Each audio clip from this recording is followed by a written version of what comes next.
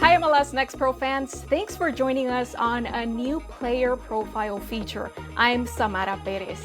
Hailing from Lisbon, Portugal, our guest today is 2C's captain Diogo Pacheco. Diogo, thanks so much for making time for us today. We are delighted to have you on. Thanks for having me, Samara. Now turning his way up, slips it to Pacheco, and Minnesota finds its first. The inline Masanvi, he kept it in front. What a way to finish this off for Minnesota. Masanvi to Pacheco. Diogo, we recently reached the midpoint of the season.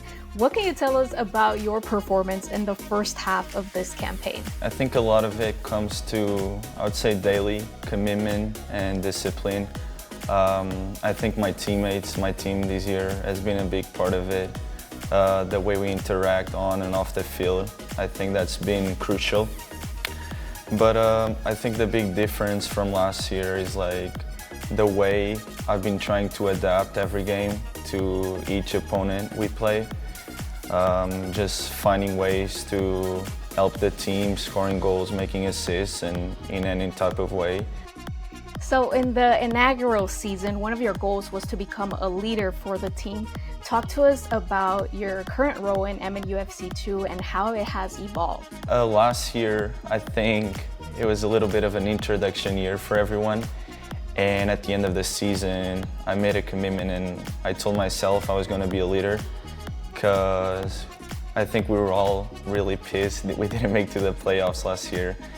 And as a leader, what I'm trying to do is just be my best version, the version of myself every day, and make everyone better in training, make sure everyone feels good in training, trying to improve on and off the field. And like I said, this team, I think it's special. It's a really special group, the harmony within the locker room. We all have really good relationships, and yeah, I'm happy to be a leader.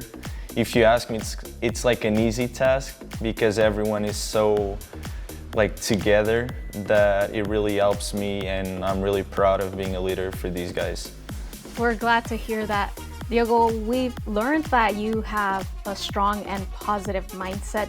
What does the word resilience mean to you?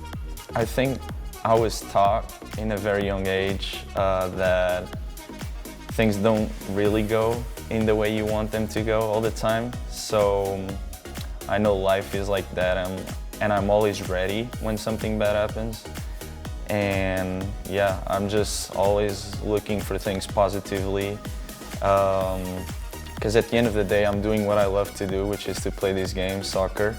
And it's such a blessing to wake up and do this every day, get the opportunity to play for Minnesota United. It's really a blessing, and to come every day and be with these guys in the locker room, I mean, what else can I ask for? You moved to the US back in 2018 with a new opportunity to advance your career in soccer, but within a few days, you received some devastating news about your health. Can you share with us what that was and how that made you feel? So yeah, in 2018, around July, I flew all the way from Portugal to Akron in Cleveland. And a few days later, I found out from the exams I did back home that I had a cancer.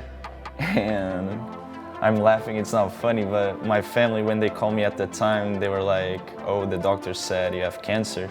And I was like, "Oh, okay, like when the season is over, I'll fly back home and we can take care of it." So I was not really understanding the dimension of this at the time. But when my dad told me, "No, you're not understanding, like you gotta fly home right now, like tomorrow." And I kind of started sobbing at that point because I was so excited with this new experience in college in Akron. And yeah, the next day I flew home. I had surgery the next day. All went well. My family was there with me. And that was really important to me to have them supporting me during that tough time. And I remember it took me like 20 days to come back to Akron.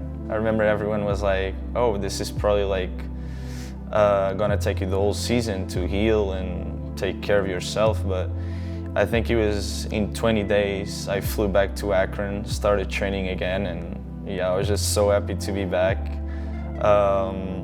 And again, I think just when you have the positive mindset that everything's gonna go all right, I feel like that helps you in these type of situations. And yeah, I'm just happy that everything went well and that my family was there to support me.